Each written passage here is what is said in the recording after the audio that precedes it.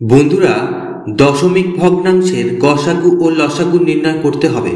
খুব সহজেই চটপট কিভাবে দশমিক ভগ্নাংশের গসাগু ও লসাগু পাওয়া যায়, বন্ধুরা আজকের ভিডিওতে সেটাই তোমাদের দেখাবো।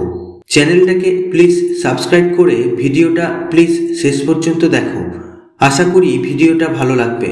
এক্ষেত্রে বলে রাখি, দশমিক ভগ্নাংশগুলিকে সামান্য ভগ্নাংশে প্রকাশ করে সামান্য ভগ্নাংশের গসাগু ও লসাগু যে পদ্ধতিতে সূত্রের সাহায্যে পাওয়া যায়, সেই পদ্ধতিতেও দশমিক ভগ্নাংশের গসাগু ও লসাগু পাওয়া যাবে। কিন্তু সেই পদ্ধতি ছাড়া অন্য একটি পদ্ধতি আমি তোমাদের আজকে বলবো।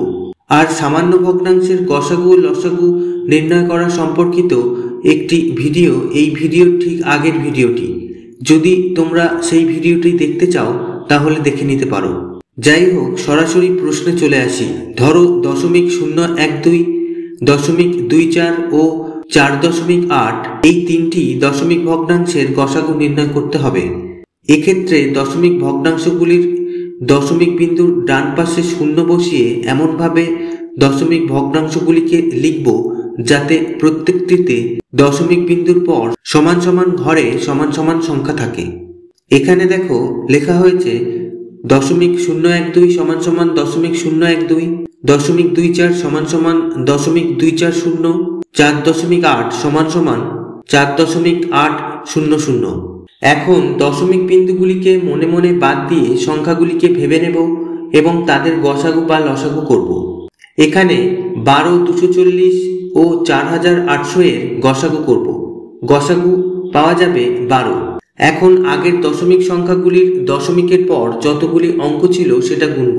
এক্ষেত্রে যতগুলি অঙ্ক থাকবে, প্রাপ্ত গসাগু বা লসাগুর ডান দিক থেকে তত ঘর বাম দিকে এসে দশমিক বিন্দুকে বসাতে হবে।